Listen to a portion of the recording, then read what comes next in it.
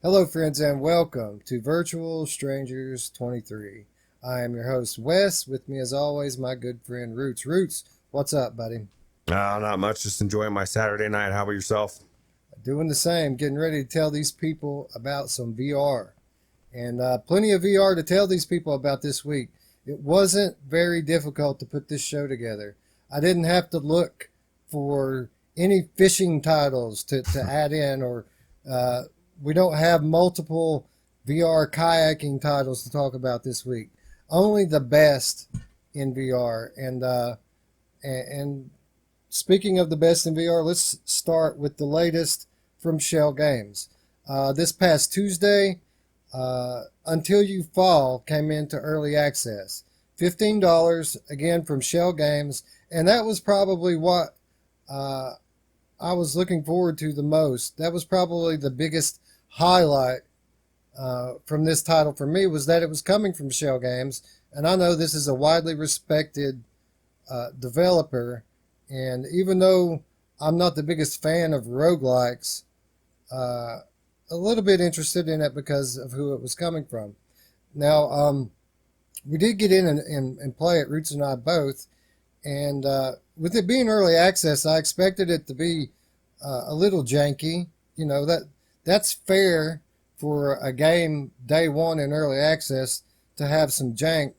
But the biggest surprise for this game for me, you know, in the little bit that I played it, was that it was relatively jank free. Everything looked good, played well, and that was kind of surprising for me. How about you, Roots? Did that surprise you at all? Oh yeah. What surprised me is how hard as fuck this game was. The defense was so hard. As far as like being spot on and just as quick as you have to do. But this was done so well on release. It really does feel like it's released. You know what I mean? It doesn't feel like early access, and this is um, another reason why I kind of disagree with Alex in the respect that, you know, I know he doesn't want to try a game until it's out of early access, but so many games like you're missing out, Alex. Dude, this game is so fucking good, man. Like, it's so good. I loved it. Like, I just love the way it felt. Like you said, that it looks amazing. The sounds, that it's so fast paced, and it really is. It's very technical. What did you think of the gameplay of it?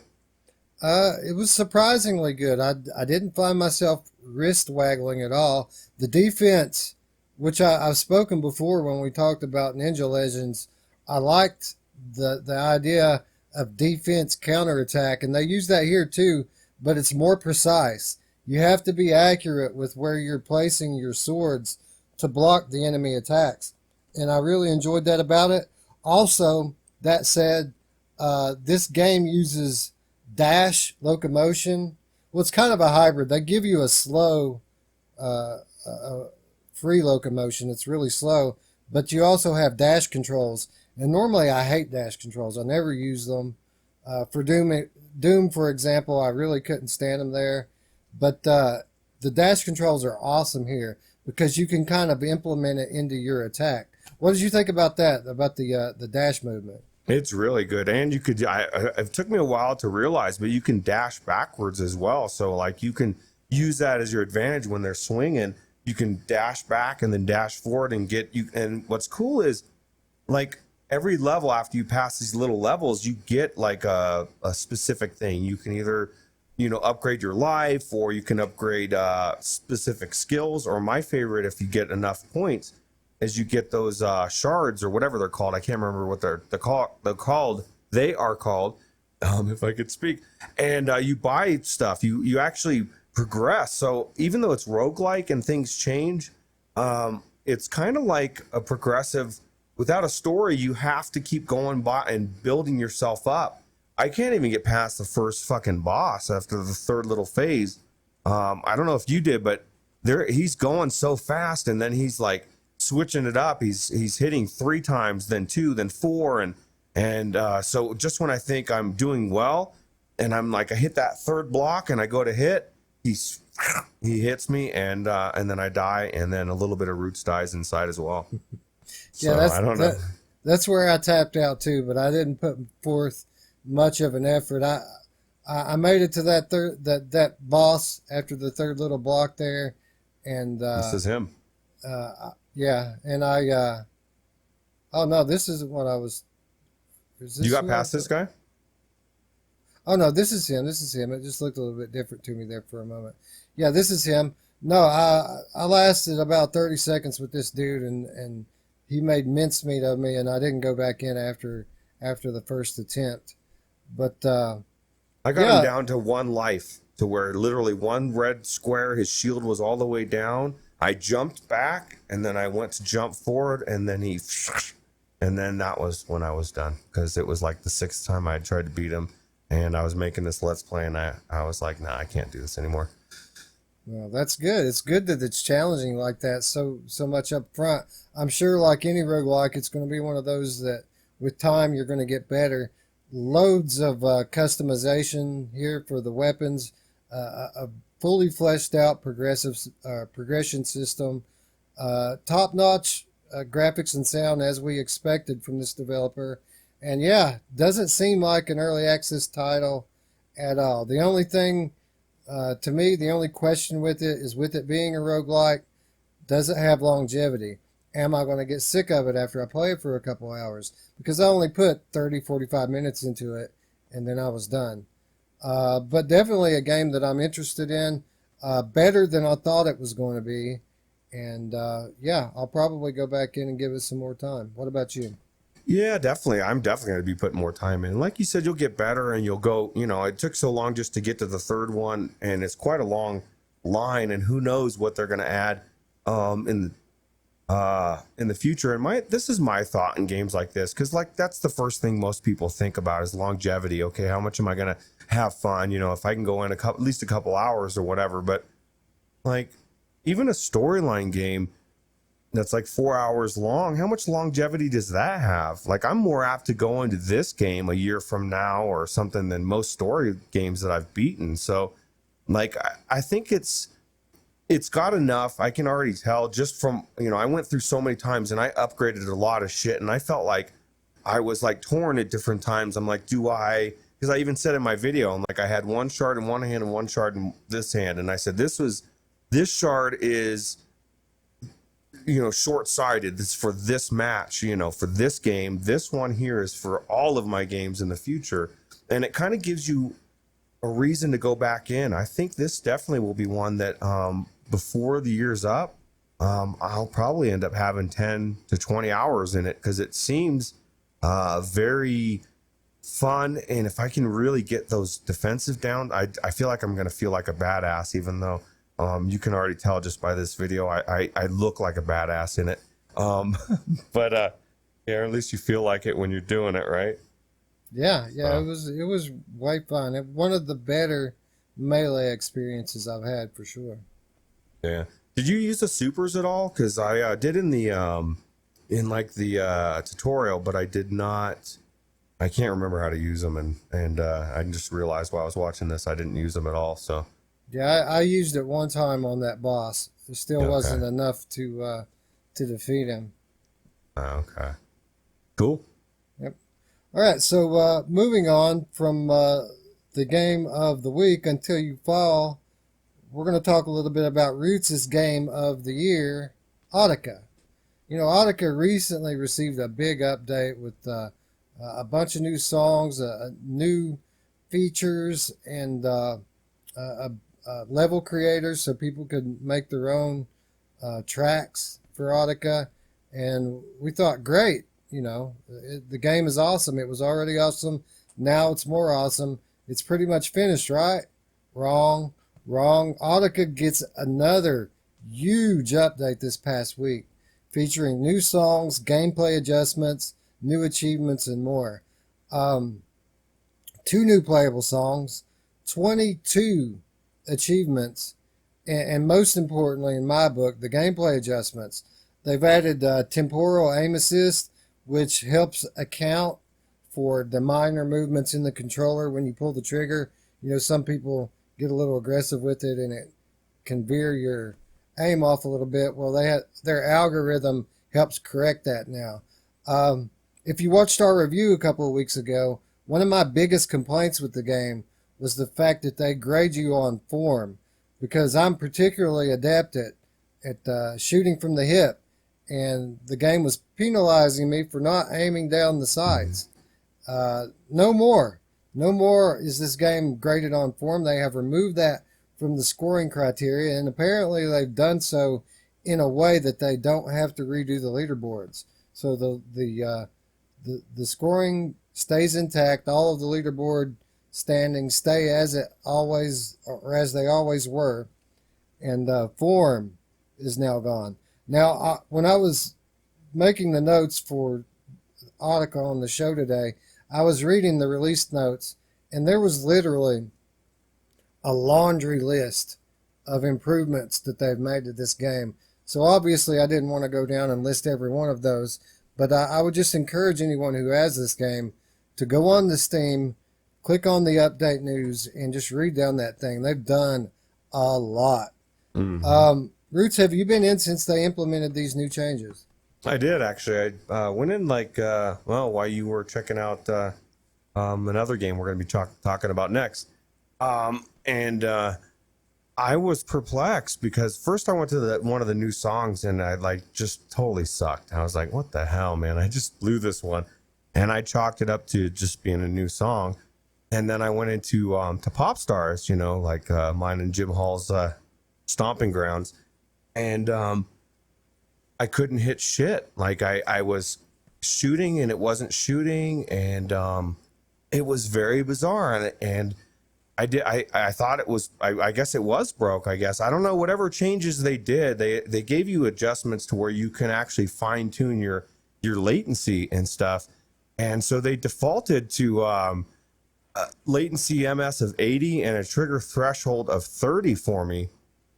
And so I literally was messing around. I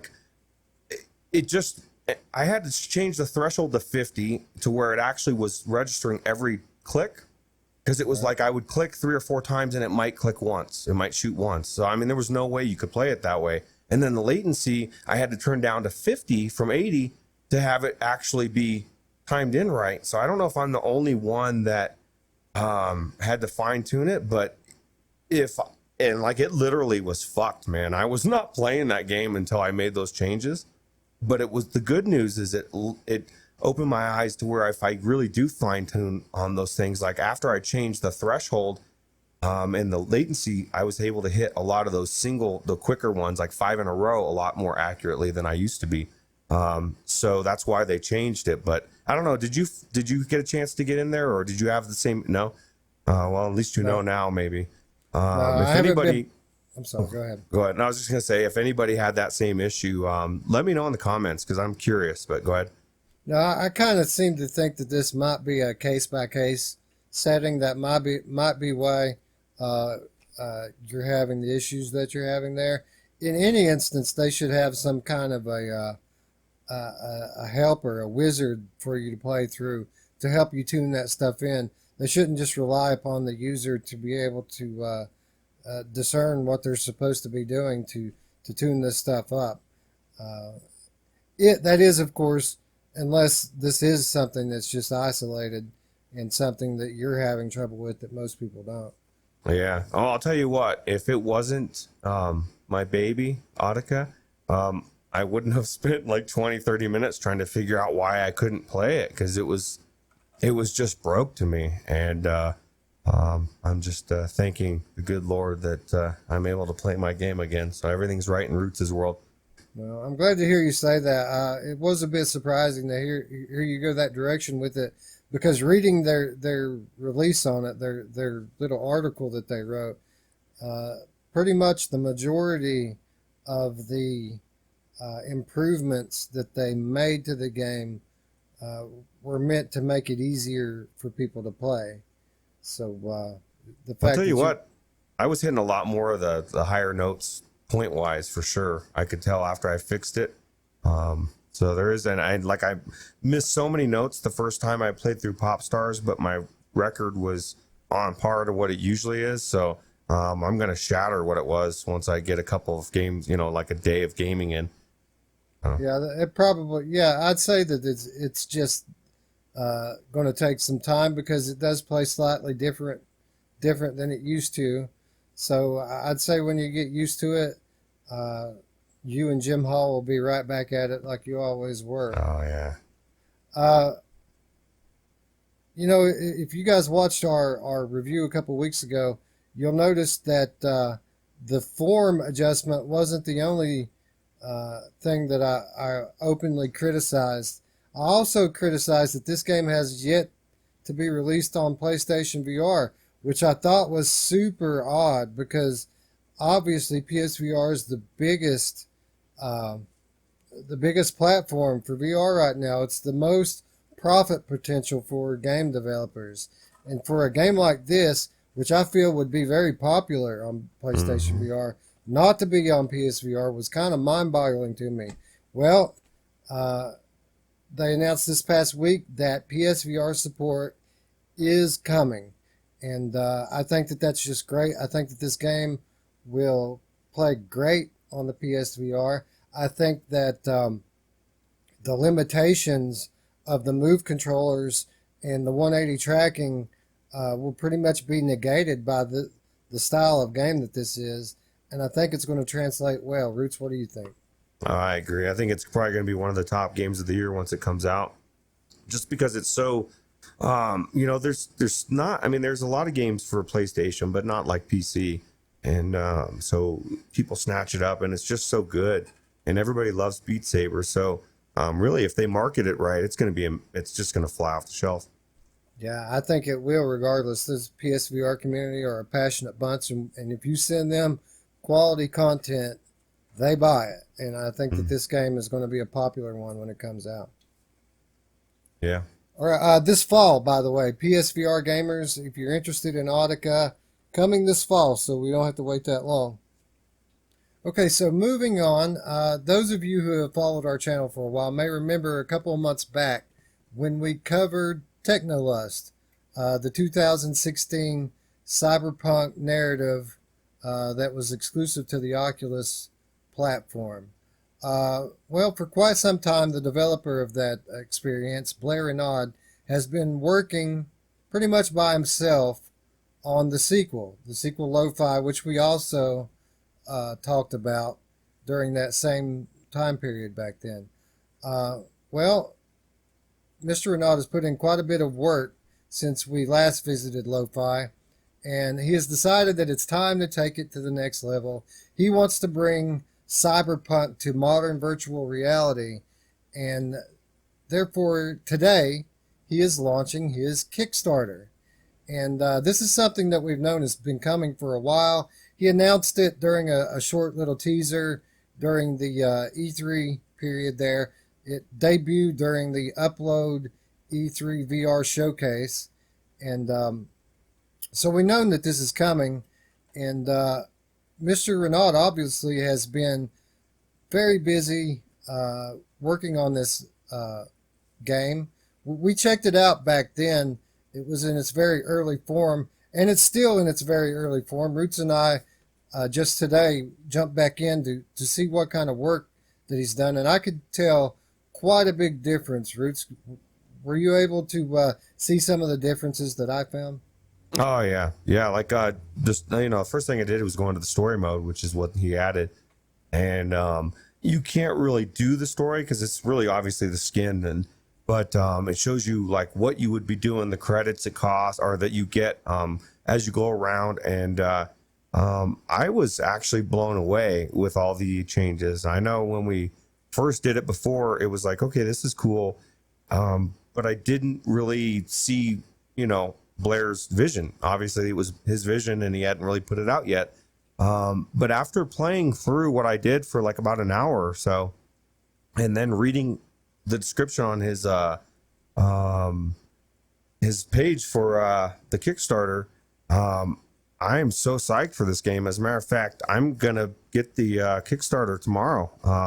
I want to try this game. I want to help back him on it, and I'm really psyched for it. Yeah, I looked around, and immediately when you get in there, it's obvious the title sequence is is a bit different. There are menu options now that there weren't before. There are comfort settings that you didn't have before. There's a free flight mode and a story mode, which there wasn't there before. Obviously, the story mode wasn't any different really than the free flight mode was last time, but after you get into it, I found a couple of locations that I was able to explore that wasn't in the original version. The Red Pill Club specifically, I wanted to go in the first time and wasn't able to, but now you can. You can go in the Red Pill. There was another place too that I was able to stop. It was street level. There was a whole street that I was able to explore, and there was a garage, Jade's Garage. I don't know if you made it to Jade's Garage or not, but it was a location I was familiar with only from following Mr. Renaud on Twitter. But it was cool to actually get in there and look at it firsthand. But I remember when we looked at this a couple of months ago, we were kind of questioning what this game was going to be. What was Blair's vision for this game? Was it just going to be another narrative like Technolust wasn't? And don't get me wrong, Technolust was great for the time period that it was out. It's awesome. If you've never experienced, I highly recommend that you go in the Technolust, which, by the way, we're going to be reviewing later on this week on our channel, so stay tuned for that if you want to know more about Technolust. But as beautiful as this world that he's created is, we wanted to see more of a game from him, and we weren't quite sure that we were going to get that. But now, upon looking at his Kickstarter page, it's probably the most descripted, fleshed out concept for a game that I've ever seen on a crowdfunding page. He has this whole thing spelled out, and I'm not going to read over the whole thing here. The Kickstarter will be linked in the description. I highly recommend that you people, after finishing the episode today, click on that Kickstarter link down there if you're interested in this type of cyberpunk adventure, and just read all of the detail this guy has spelled out on there.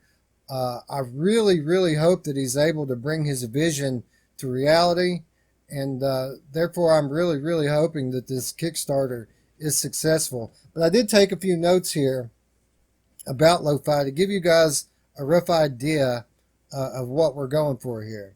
So, like I just mentioned, this is the spiritual successor to Technolust. It does take place in the same hypothetical city. It's based on modern day Toronto, actually, the layout of it. But this obviously takes place in the future.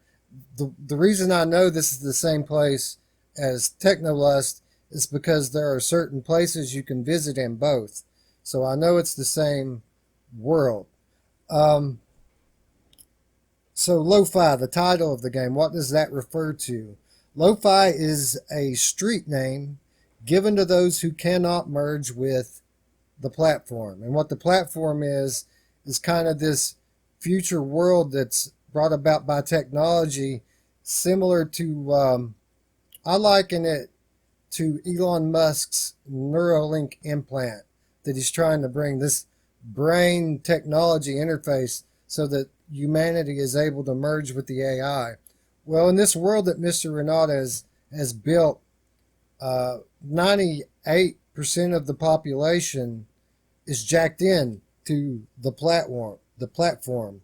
And their version of reality is very much a simulation. They don't see the real world for what it is. They're not capable anymore.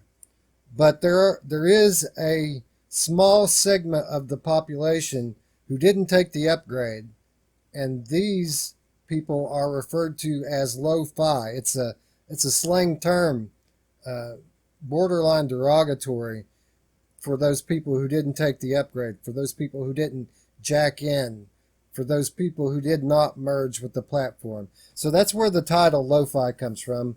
It's the slang term for the people who didn't merge with the platform. Your character that you're playing is a LOW-FI police officer that has recently been transferred to a particularly crime-ridden section of the city. So there's a lot of corruption, a lot of bad stuff going on in the areas that you are patrolling. So the game is an open world game, and what you do with it is largely up to what you want. You can patrol the streets or the skies, you can solve mysteries, you can fight crime, or you can give in to corruption. Just you can take it literally in any way that you want to go. LOW-FI is a massive open world sandbox style adventure with action elements. It plans to feature a massive, non-linear open world with hundreds of crimes and stories to solve and explore, complete with branching narratives and dialogue, which I found very interesting. He literally said there are hundreds of stories to solve and explore with branching narratives and dialogue. That's pretty.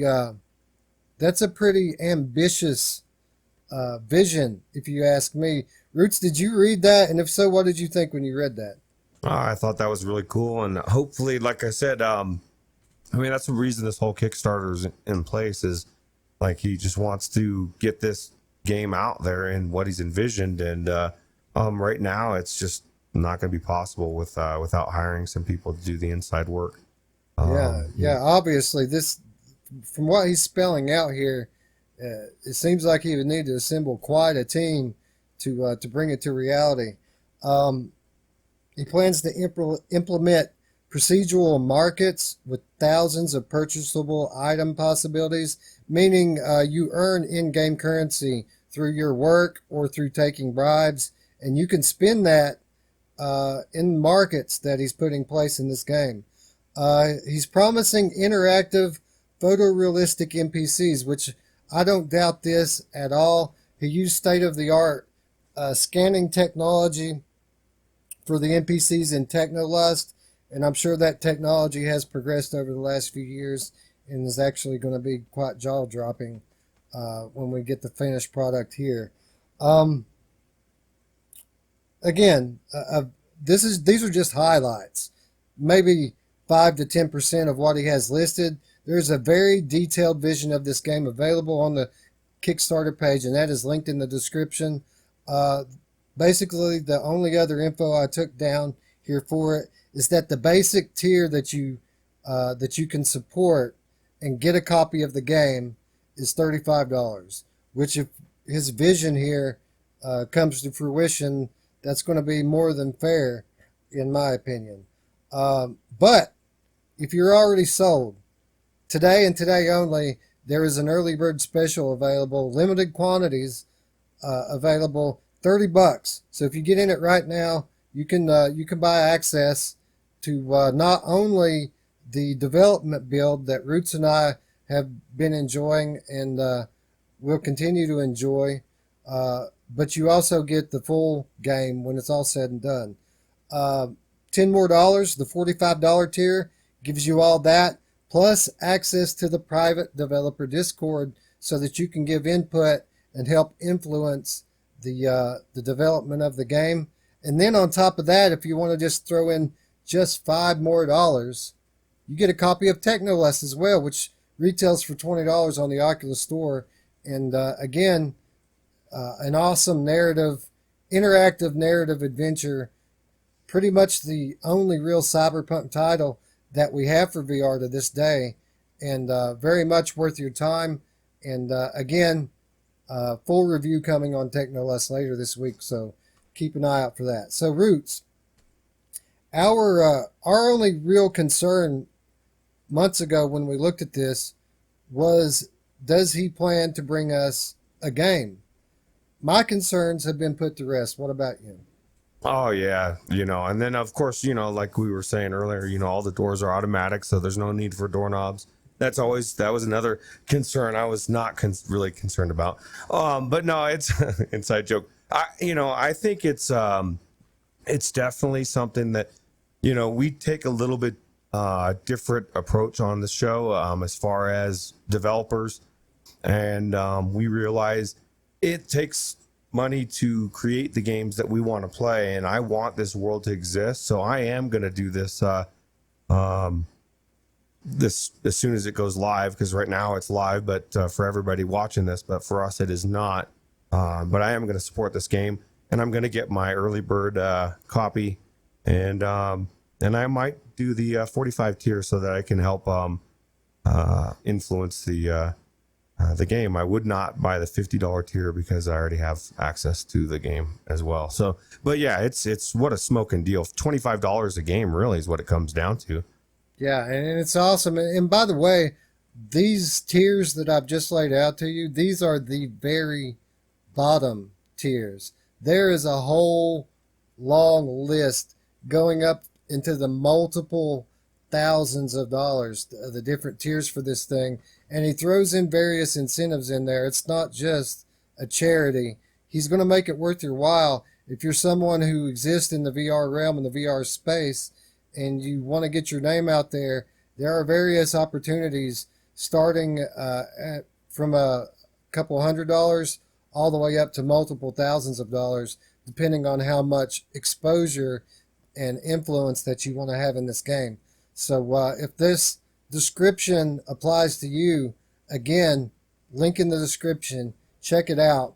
And if you just want an awesome cyberpunk adventure game like Ruuts and I do, support the cause here. This is a proven, talented developer who just needs to hire some help, and he's going to find the finish line, guys. We just need to help him get there. So, look how cool that looks, man. Like, it's just so cool. At this point, I made my ship disappear, and like, I can't tell you how cool this is. So even just to check it out today, I would do it. And if you're richer than Ruuts, then throw some thousands of dollars at Blair and make this game really amazing for all of us. Yeah, the early access is really cool. Let me be clear. This isn't a playable game yet. This is a development build of a project that this guy's pretty much been working on by himself for some time. But even though it's the story elements haven't been added in yet, this is a beautiful world to explore, and it's getting bigger all the time. And I imagine when the money starts rolling in, the progress is really going to start adding in as well. And again, this is something that I think VR really needs. So all of you out there who see this and are interested in this kind of a game, please click the link in the description there and help make it a reality. One more thing, didn't you say that it's going to have HOTAS support? Yeah, actually, that wasn't listed on the Kickstarter page, I don't think. But I was reading the latest update developer notes, and apparently he's implemented HOTAS support for your airship. You patrol the city in an airship, and you interact with different areas of the city by flying into these docking points and docking, and then you get out and interact with whatever street or building or whatever that you've flown into.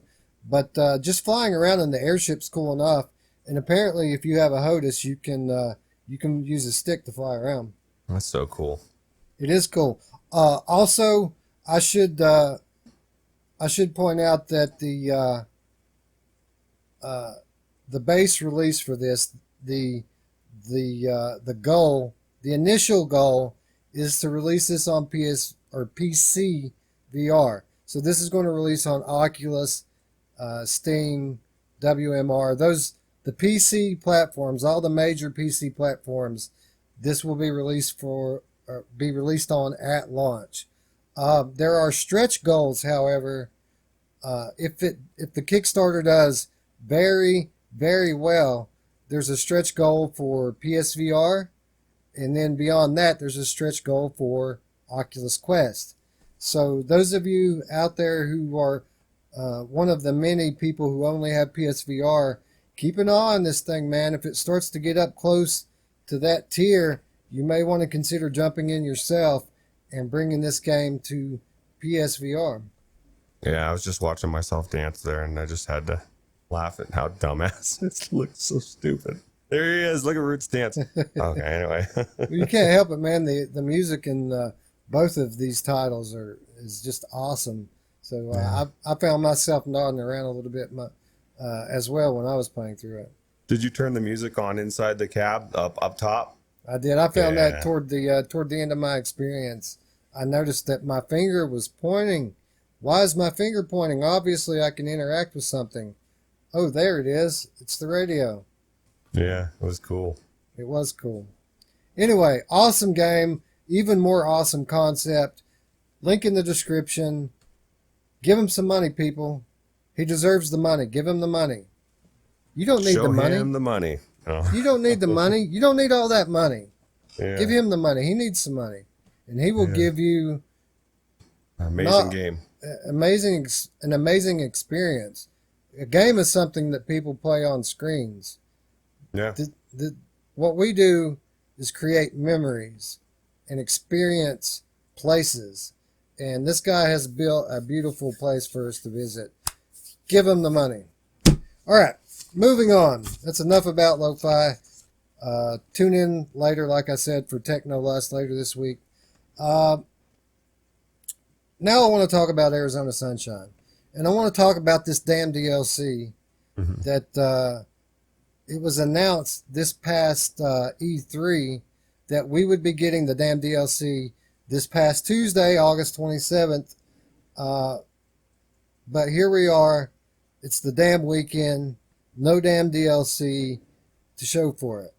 So, Vertigo Games, they have said that fans will have to wait a little bit longer. Quote, "It's important for us to deliver a game that is polished to our quality level. Unfortunately, that means getting ready for release is taking a little longer than expected." Ruuts, what do you make of this? I think it's a good thing. I mean, it's like we've been saying, we would rather have a delay in a game than a patch later. I'm getting tired of playing games like No Man's Sky on day one where everything's all fucked up and blurry and everybody's bitching. And, I would rather developers just delay it a week, or better yet, try to be better about their deadlines. And I know that's a little bit hard to do when it comes to developers or development. But in the end, I just want to play a good version of this. And I think it shows, quality assurance from that company. Yeah, I pretty much agree. It's a common thing now. Pretty much every week something happens, and I have to say it, that I would rather wait for a game than wait for a patch. And this is just another example. Vertigo Games, who is obviously one of the better developers in VR, maybe the second most well-established developer behind Survios that we have. I've got, that carries a lot of trust from me. And this is supposedly the biggest, or it should be much bigger than the other DLC that they added into this game. They're pretty much touting it as the biggest DLC mission to date, which I found to be funny wording since there's only one other one. But but we need to make note that this game, or this developer, has yet to release this game on Quest, which is something that they were promising at the same time that they promised us this DLC. So I imagine it's at least a possibility that they want concurrent release here. So if it's not ready on Quest, then they're not going to release the DLC. If the DLC is not ready, they're not going to release the Quest version. I think it's very likely that they're waiting to have all their ducks in a row so they can put it all out together here. Anyway, I just wanted to mention that. It makes sense to me that they would want to have concurrent release with this because co-op is such a large part of this game. It's the biggest positive with Arizona Sunshine for me is the co-op gameplay. And obviously, if they launch this DLC concurrently with the Quest version, then the lobbies are going to be fuller, right? I mean, it makes sense to me, doesn't it? You? Yeah, and why not just wait a little bit? And I think society can wait. We don't have to have everything right now. Amazon's pretty much screwed us all in that respect. It's like, I need to buy it. I want it 2 days or less. But yeah, so it just makes sense, and we'll get a better polished experience, and it's going to blow us all away. And then we'll play the Servios version of Zombies, and then we'll think, what the hell was Arizona Sunshine? So. Right. That's really what surprised me more than anything. That they obviously they're going to want to beat Servios to market here, so maybe we won't have to wait. That's really the question. How long are we going to have to wait? And they said that it's, quote, coming a little later this year. So hopefully they don't screw themselves, right? So what does that mean? What coming a little later this year? Let's explore this for a moment. As we talk about our next game, Espire 1. Arizona Sunshine, Vertigo Games, they're not the only group that have unkept promises from E3. Espire 1 and developer Digital Load announced at E3 2019 that the highly anticipated VR stealth game, Espire 1, would launch in August. All right, so August came and people's mouths began to water. We began to salivate at the prospect of playing this awesome stealth action title in VR. But no further announcements came. They never mentioned it again. We kept waiting for that date, and it got to the point where we just had a few days left in August, and somebody finally had the bright idea of asking the developer, hey, Digital Load, when are we getting this game? There's only a few days left. Is it still coming? And they were like, oh yeah, no, it's not coming. It's coming, quote, a little later this year. So exactly the same verbiage as Vertigo Games and Arizona Sunshine Espire 1 gave us last week. Well, fast forward 1 week. This past Tuesday, publisher Tripwire Interactive and developer Digital Load confirmed that Espire 1 will release on September 24th and will be for all platforms, including Rift, Vive, Index, Windows VR, Quest, PSVR, you name it. The game is coming out on the September 24th. So let's use a little MMA math here. So if they said it's coming a little later this year, and a little later this year equals September 24th, can we now deduce that Arizona Sunshine is coming on September 24th? Makes sense to me, Ruuts. What do you think? Oh yeah, definitely. I'm sure they lined it up perfect together for the games, but no, I mean maybe. I mean maybe there's some kind of lingo that we don't know about in the VR industry, but it could be. My thought is Arizona Sunshine, especially specifically because of The Walking Dead. I guarantee they're freaking out. They're like, we need to get this shit out. Like, it needs to be polished, but we can't wait, because if it does drop first, people will still buy it because it's a DLC. It probably won't be that expensive. You're invested in the whole story, the series, but it's just it wouldn't be as viable.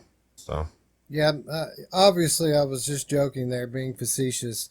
I don't really believe that it's coming on September 24th. It could, but it could come on the 23rd or the 30th or the 7th, whenever. We could get it any time. But I just found an interesting parallels here.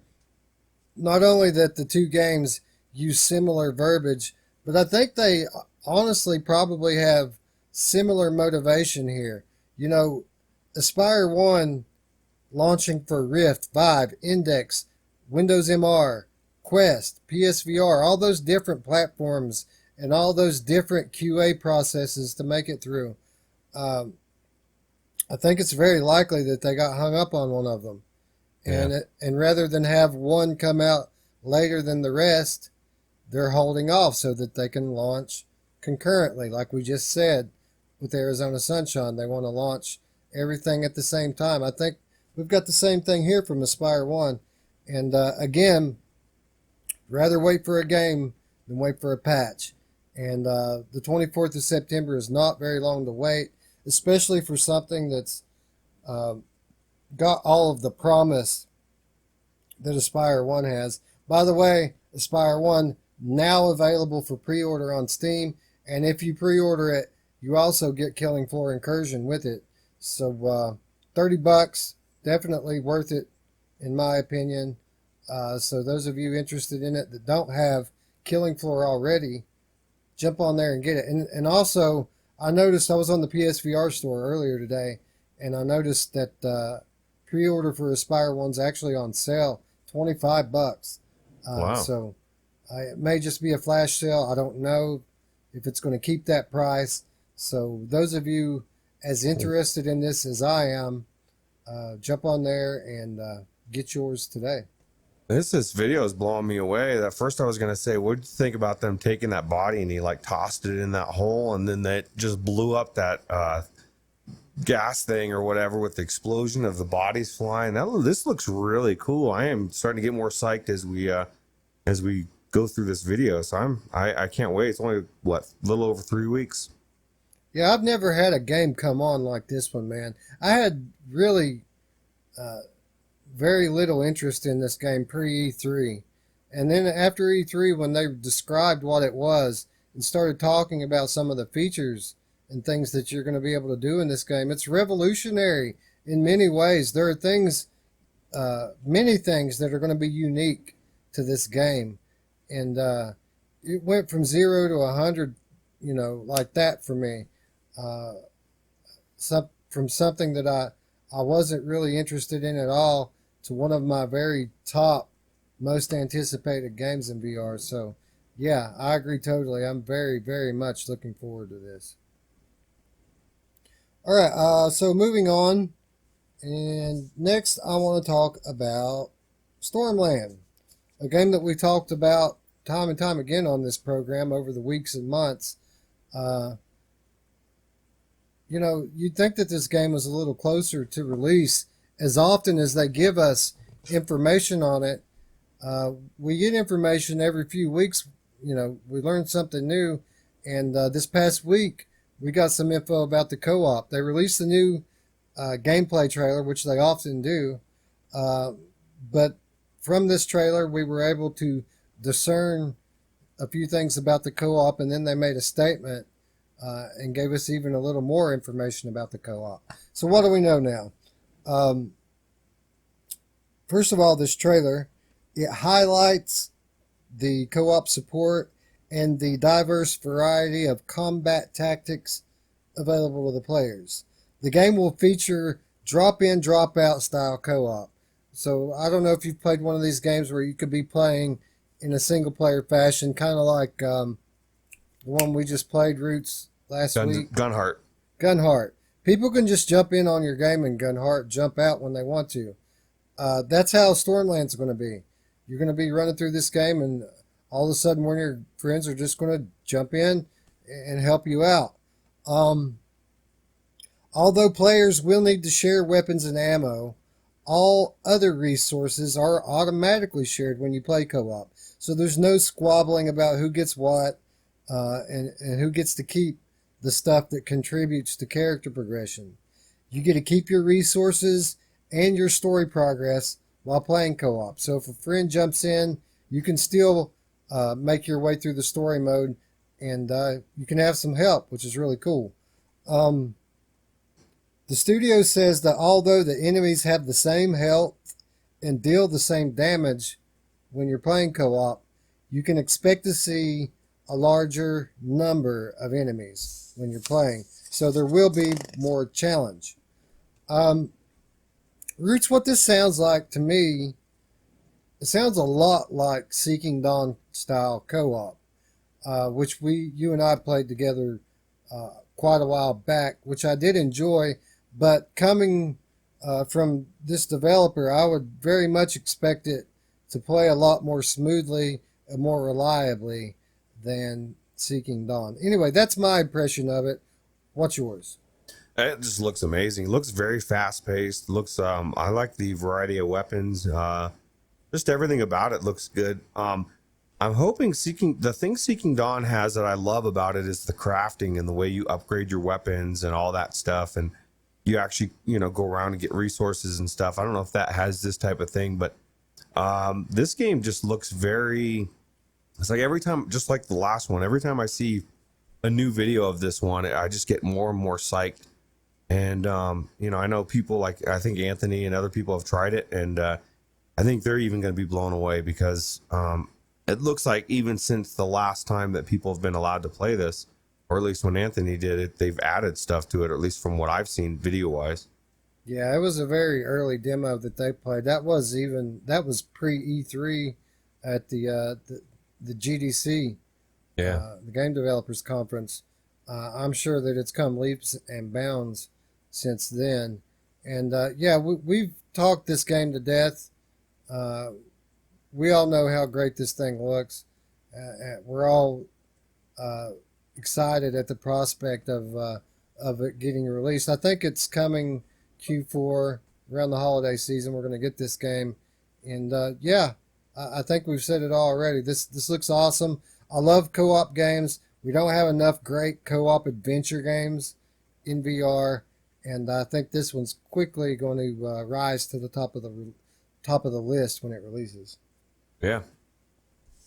All right. So what do we have next? Oh, speaking of co-op, Rec Room, a game that pretty much has been what it is for a long time now.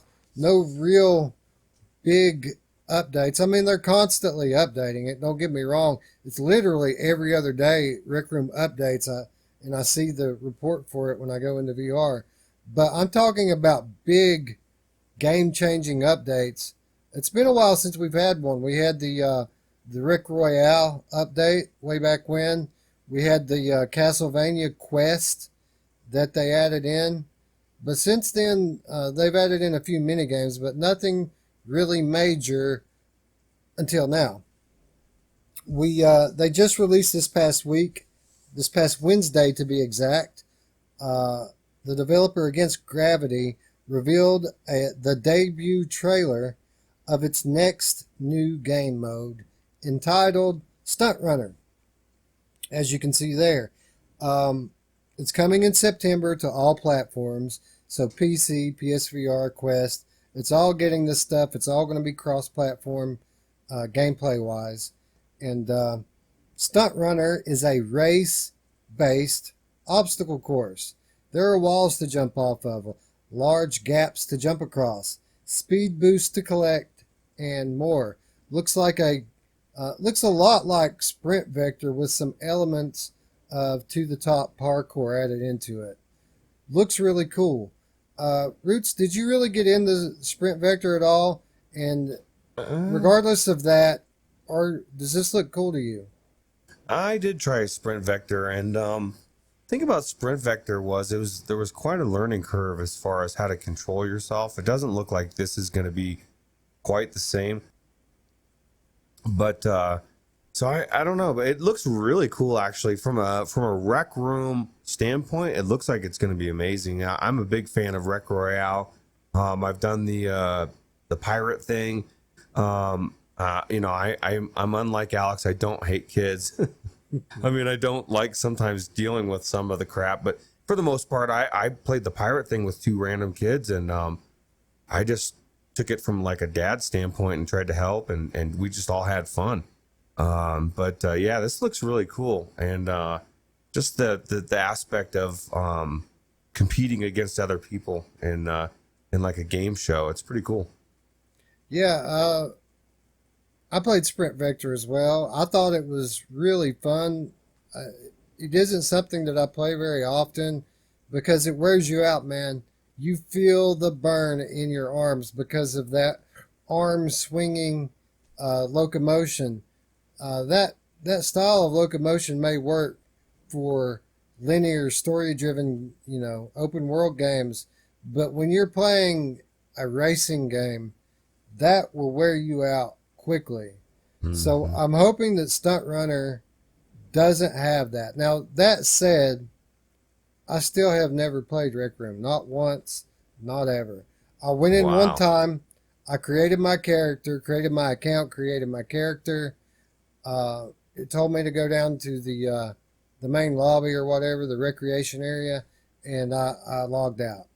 Did you have your kids played it? No, they've never played it either. What? That's like child abuse, dude. This is like the game for kids, man. Especially kids your kids' age. They would love these kind of things. Well, here's the thing about that. Sure, there's a lot of kids in there, but some parents aren't exactly comfortable with turning their children loose on a completely open internet forum like Rec Room. I wouldn't mind getting him in the Rec Room into a private room and private events.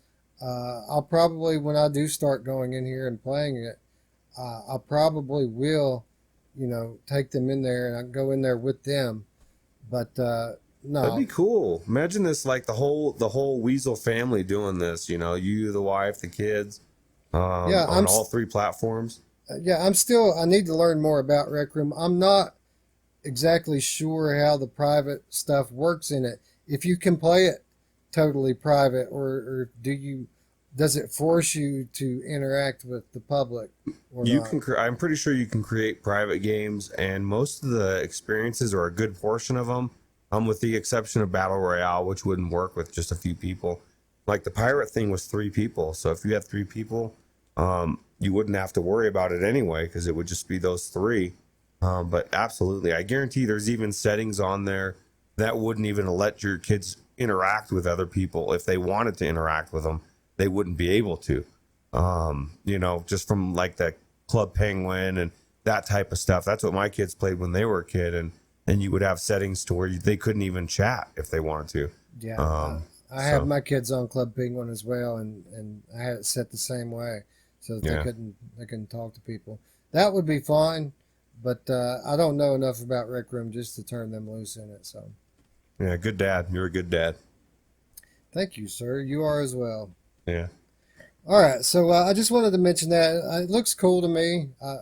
But again, a lot of things look cool to me in Rec Room, but it still hasn't really been enough to get me in there. I probably would have long ago if you could just take a few of your friends and not have to interact with the people who live in there.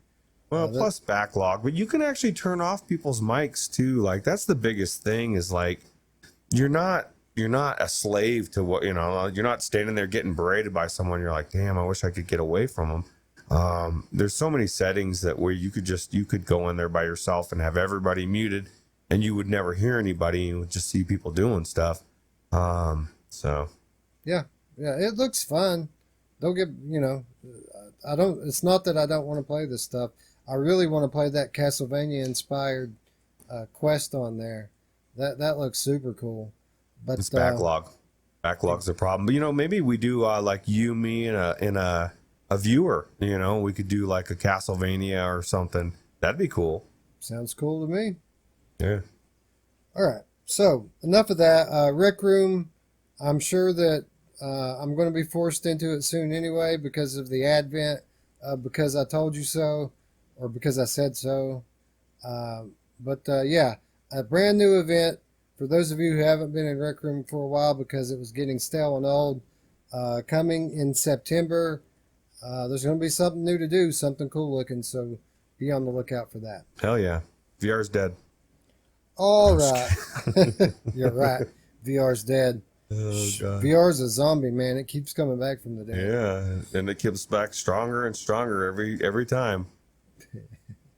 It does. Yeah, it's like if the world were a zombie apocalypse video game, VR's the type of zombie that would be the boss because it's super super strong and intimidating this year. Good news comes nearly on a daily basis now for VR, so super cool. And moving on, there's just a couple of more items down here at the bottom of the list I want to touch on quickly, mainly because it's news that we've all been waiting for quite some time. News long overdue, to be quite honest. And I'm talking, of course, about Borderlands 2 VR. You know, it was some months back that Gearbox announced that coming soon, free of charge, or actually I think they said it was coming this summer, free of charge to everyone who bought this game on PSVR, it would be getting all of the DLC from the flat version of this game, again, at no cost, added in this summer. So we didn't know when exactly that we would get it, and we didn't know if they were just going to start, parsing it out in sections to us in the summer. Anyway, the end of the summer is coming soon. We got a ESRB rating for it about a month ago, which told us it would probably be coming out pretty soon, but still no announcement until this past week. This last weekend at PAX West, Gearbox announced that the free DLC campaigns are coming to PSVR on September 6th. 5 days, people. 5 days until we get this DLC. So are we just getting some of it, or are we getting all of it? Well, the massive update will include a ton of DLC campaigns, including Captain Scarlet and her Pirate's Booty, Mrs. Torg's Campaign of Carnage, Sir Hammerlock's Big Game Hunt, and Tiny Tina's Assault on Dragon Keep. Additionally, you will be able to play Creature Slaughterdome, the Necromancer and Psycho classes, all 5 Headhunter DLC packs, both Ultimate Vault Hunter upgrade packs, and Vault Hunter heads and skin packs. That's a lot to read, That Ruuts. is a lot. But it's a lot of Chinese. It's just gibberish to me because I've never played the flat game of Borderlands 2. Does all of this stuff that I just listed here, does any of it mean anything to you? It means something because I've played some flat, but for the most part, it's just a whole shitload of content for an amazing price. What's that? I mean, it's what, $30 for the base game, and I believe, or is it? I think it's $30. But anyway, it's just so much content, right? Yeah, I mean, it's already so much content. This game is ridiculous. It's like 20 or 30 hours now, and from what I hear, basically the DLC content pretty much doubles it or close to it. So yeah, just nuts, man. You're talking about $1 an hour, 50 cents an hour for top-notch AAA VR game with aim controller support. Come on, man, come on. It's one of those games that's so big that it intimidates me from playing it. You know what I mean? It's one of your streaming games. Yeah, I need to get on that, and more on that in the coming days, friends. Big news on the not only on what we're going to be doing here on this channel, but my channel as well. We've made some investments. We've purchased some upgrades, and we're going to be putting them to good use. But that's another story for another day. I know that at least half of you, probably more, could care less about Borderlands 2 VR on PSVR, because what you're really interested in is PC VR. When's it coming to PC VR? We all know the exclusivity window had expired back in May, I think it was, and no announcement from these guys. We got the ESRB rating a few weeks back. Still no announcement from these guys.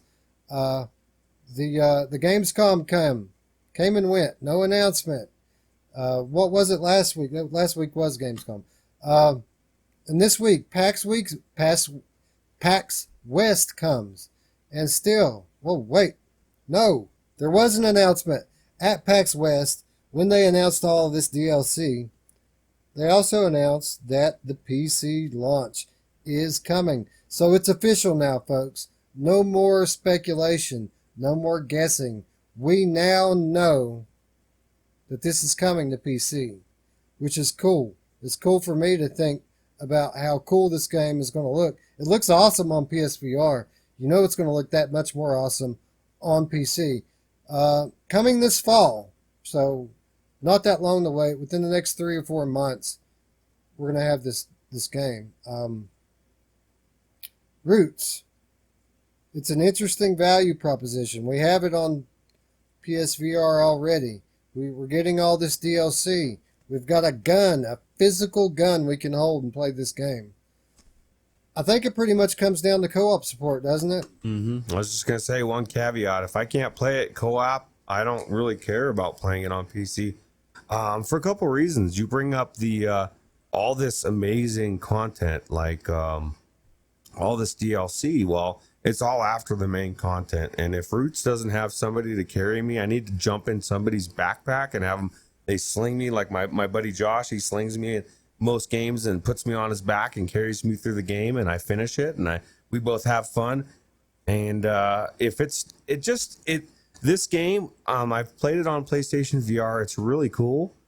It's kind of boring by yourself. The sad part is, with the mechanics that they've added in, I don't know that you can do co-op with it. You know, I've heard a lot of people in Discord saying, "Oh yeah, they would never do co-op on PC because it would piss the PlayStation people off." I don't really think that's a consideration in their mind. I think it would be more if they could do it and still keep this mechanic that they've taken the time to add to the game to make it different.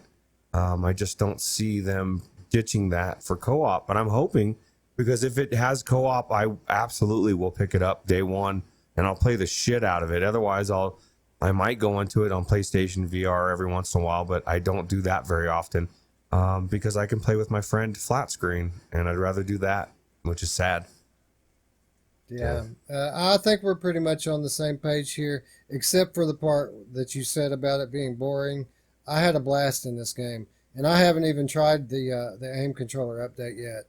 But well, have you played it? Have you ever played it? See, that's the thing, is I've played it with other people on the flat screen, so I realize how cool it is as you're going through those areas and somebody's driving that thing and you're shooting shit as you're going through and working together and stuff. And then I went to the PlayStation version and I felt lonely. It was very lonely in that game.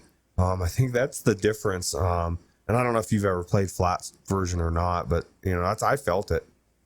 No, that's what I'm saying. I've never played the flat version of a lot of these games, a lot of these popular games that get ported. Most of the time I haven't played them, and this is no exception. I've never played this before VR, and I can pretty much definitively say that if it doesn't support co-op on PC, I won't be buying it, or at least I won't be paying full price for it. You know, if I catch it on sale, the prospect of the 1080 Ti and the Rift S, you know, resolution would be worth, you know, investing $20 in it. But 30, 35, 40, no, you can forget that if it don't have co-op. Yeah, it's so good with co-op, and it's kind of sad. You know, I know it's the limitations of PlayStation. You know, so why penalize PC people? I don't see it, you know. 100% agree, and I'm hopeful that it will have co-op. I agree with you. I don't think they're concerned about pissing off people who've already given their money. You know what I mean? They're trying to entice new people to give their money, and I would think that they would want to do everything they can to sell as many copies as they possibly can. Yeah, especially if the reason is limitations of hardware that don't exist on a different platform. You know, it just makes no sense. Agreed, 100%. All right, I have one more little nugget of news here before we go. And actually, oddly enough, it's another bit of news out of the Gearbox, the Gearbox presentation at PAX West. You know, they had some visitors show up, some friends, if you will.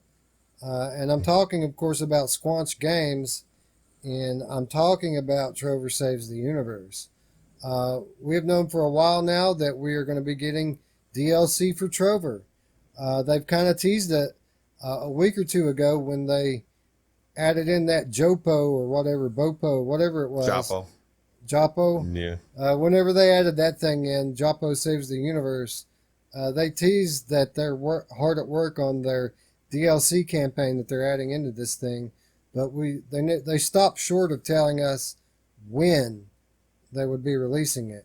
Well, they visited their good friends Gearbox at PAX West past week, and they brought with them a new teaser trailer.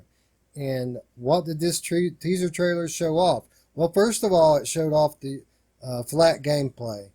I guess they want to drive home that you don't have to have a VR headset to enjoy this game.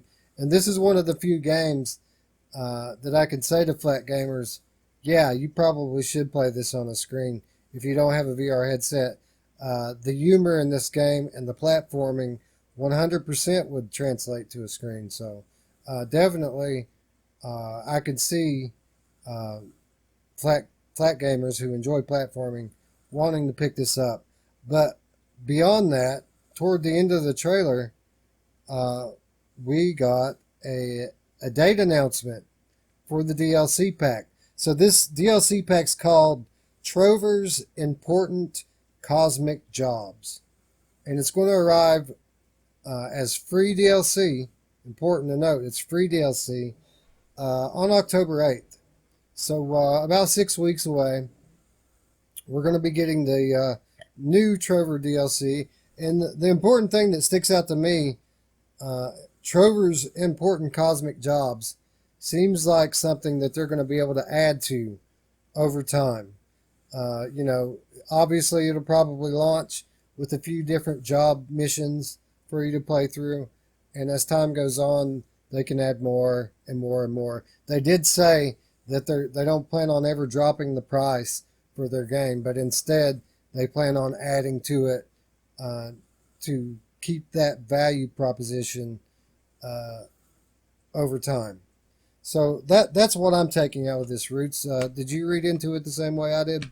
Oh yeah, and it's already was worth what the cost was, just because it's so good and so funny. But so adding to it, I definitely get behind them not dropping the price. And it's like I've said before, it's a brand. It's everybody knows who Rick and Morty is, and the creators of Rick and Morty. And I was just thinking how cool would it be if you went on that cosmic adventure and you came across Rick and Morty on an adventure or something, or have some kind of cross tie or something. Man, they could do any of that. It's the possibilities are endless, and I'm psyched for it. And 6 weeks can't come soon enough. Although we both admitted last week that we haven't finished this game, so maybe we need to finish the damn game, right? Yeah, I think that's would be a good choice for the upcoming backlog report, which will probably not be this week on this week's Monday show, but next week on Monday show 4.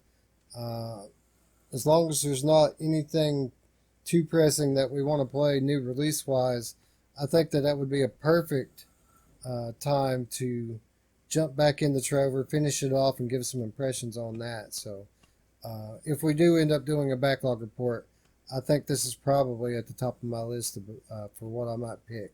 Yeah, because I'd like to play it through it already. I've even thought, I see all these streamers and they're all laughing. I thought maybe I'll stream it too. That's exactly even flat, that's exactly the thought I had when I was watching that. I was like, I've been promising these people a stream now for a month, and I finally got some equipment in here to do a quality stream and not just some garbage console stream that I originally had planned on doing. So what better to stream than this? This is a platforming game.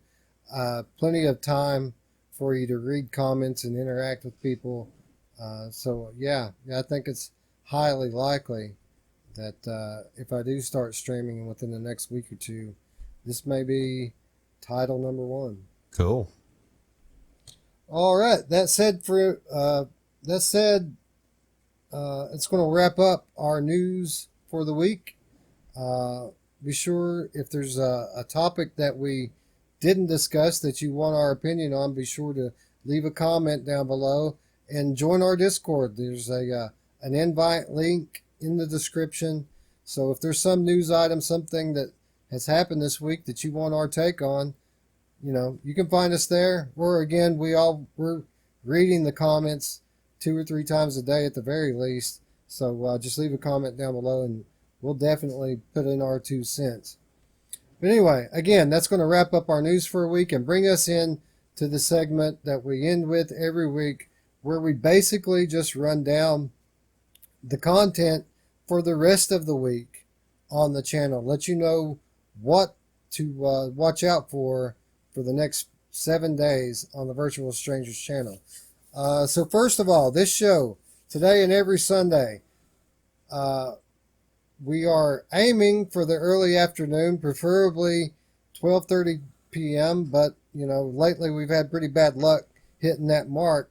Sometimes it's our fault. Normally it's not our fault, but that doesn't really matter. Every Sunday in the early afternoon, you can find this show, Virtual Strangers, in a premiere on YouTube. And for those of you that don't know what a live premiere is this video plays and there's a live chat going on right along with it. So it plays in real time, and as it goes on, people are chatting inside. Normally I'm there, normally Ruuts is there, just chatting it up with you guys. Thanks for those of you who have attended these in the past, and for those of you who are interested, just be sure you click that notification bell down there. That way you know when we're about to go live. And this Sunday and every Sunday for the foreseeable future, we're going to be doing a live premiere. All right, moving on from there, we come to Monday and the brand new Monday show, episode 3, premiering tomorrow. What are we going to be talking about tomorrow? Ruuts, you got a couple of games you want to talk about. What do you want to talk about tomorrow? Well, the first game I wanted to talk about was something that you actually talked about a week or two ago, and it actually got me motivated to do GameFly, and that game is Ace Combat. And I've kind of been intrigued about this game ever since I saw it came out, but I was not willing to shell out the entry fee. And once you like pretty much slapped me around and told me, dude, Ruuts, just get GameFly, it's easy. I checked into it, and yeah, it was easy. And so I got the game sitting right here, and I am totally psyched to play it and talk about it. Yeah, Ace Combat, a load of fun so far. Supposedly not much content there, but again, I put a significant amount of time into the first mission and didn't end up finishing it. So unless I'm just a dope and not very good at it, I think you're going to have a blast with that one. Yeah, I wish I had a HOTAS, you know. Yeah, you know what? You know who else is a HOTAS? My momtus. Hey, what's going on? This is Ruuts. My mom! Oh my God. See, now you see what I mess around with when I'm recording sounds. That was my patented intro. But yeah, so my other game that I wanted to check out as I'm red in the face is Downstream, this kayak game, man. This thing looks amazing, and I saw PD had done a game and a review of it, and I didn't even know it was released, and I was like, wow, and I checked it out, and want to talk about it. All right, yeah, I think it looks cool as well. I think that if it's done right, it's going to be a lot of fun. Going to be checking it out tonight, and we're going to be talking about that tomorrow live. Well, not live. We'll be talking about it live, but you're going to be seeing it on tape delay on the Monday show. As always, we have a couple of games that we're going to talk about, and then we're going to conclude with a topic. This week's topic, we're going to be going down and choosing our games of the month for this past month, August. A lot of cool stuff came out this month, and as we always do at the end, we're going to pick a few that we think were our games of the month, and those games will be added into a larger discussion at the end of the year when we're discussing games of the year. Also, we're going to be previewing the games of September, half of which were the games of August that were just delayed. But so that's going to be our show for tomorrow. We're going to talk about Ace Combat 7 for a while. We're going to give some impressions of Whitewater VR kayaking, and then we're going to talk about the games of the month in July and the upcoming releases. I'm sorry, not July. The games of the month from August and the upcoming releases from September. So be sure to tune in to the Monday show tomorrow. Now, with the reviews, you may have noticed this past week that the reviews didn't come when they normally come. Normally, we do Sunday show, we do Monday show, we do Tuesday review, we do Wednesday review. And this past week I was talking to Ruuts. This just doesn't make a whole lot of sense to me. To cram all of our content in 4 days and then have this big gap at the end of the week where we have nothing come out. So we decided to call an audible here and change up how we do our reviews. We're still going to keep the Sunday show and Monday show right where they're at, because we look at those as two sides of the same coin. We look at the Sunday show plus the Monday show together equals what our original show was, with news at the top, game discussion at the bottom. We want to keep those two together, so that's what we're going to do. We're going to keep that Sunday, Monday. Now with the 2 game reviews, we're not going to schedule those anymore. We're just going to kind of release those throughout the week whenever we feel the time is right. Whenever we feel that the last bit of content has had enough breathing room, we'll release the next bit. And I think we tried it this past week. I think it worked pretty well, especially with the Hellblade review. It seemed that by the time Saturday rolled around, people were pretty hungry for some content, and that video did fairly well compared to other reviews in the past. So, as always, every week, Ruuts and I are going to still each pick a game, but we're not going to say this game's coming on Tuesday, this game's coming on Wednesday. We're just going to let you know what to look out for. And my game that I've chosen to review this week, as I mentioned earlier in the program, is Technolust. Now, the reason being that I chose to review this game this week is pretty obvious, as we spent quite a lot of time on earlier in the show. The LOW-FI Kickstarter is going on right now, and one of those tiers, the $50 tier, gives you a copy of Technolust. So you guys might be wondering, is it worth my extra $5, $10, $15, depending on which tier you're coming from? Is it worth it to get an extra copy of Technolust? Well, keep an eye out. Later this week, Ruuts and I are going to be doing a full-on review discussion of Technolust just to address that very question. All right, Ruuts, we're going to round out the week with your game for review. What do you want to talk about at the end of the week?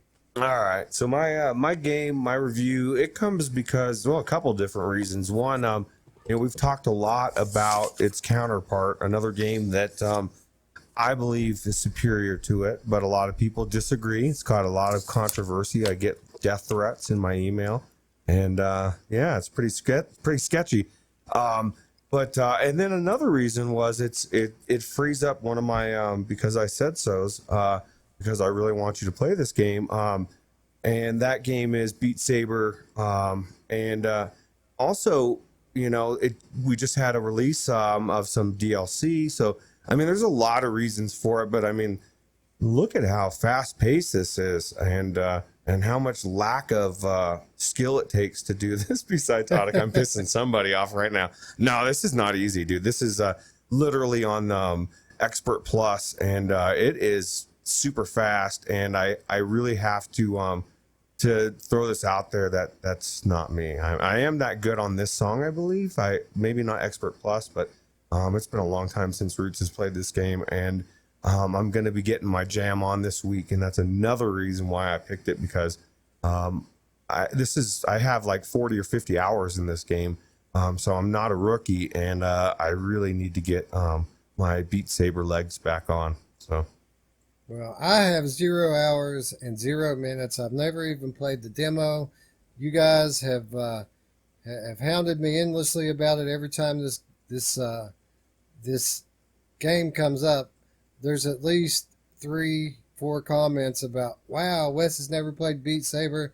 Well, that comes to an end this week, friends. Tune in for the Virtual Strangers review discussion of Beat Saber to get my first impressions, and hopefully not my last impressions. Anyway, so recapping. Sunday, early afternoon, our Virtual Strangers every Sunday gets a live premiere. Look out for that. Monday show number 3 on Monday. We're going to be talking about Ace Combat 7. We're going to be talking about VR, downstream VR whitewater kayaking. We're going to be doing games of the month for August. We're going to be doing September releases. Then we're going to be doing my game, Techno Lust, sometime later in the week, maybe Wednesday or Thursday most likely. And then on the end of the week, we're going to do a review discussion of Beat Saber to round it all out.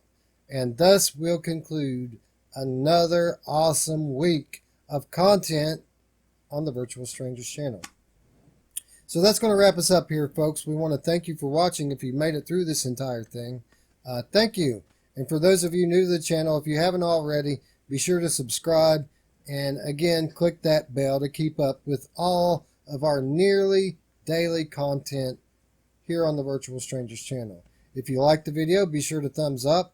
And if you want to watch some of our gameplay footage or some of the stuff we're doing outside of this channel, be sure to check out all of our channel links. You can find those down in the description below.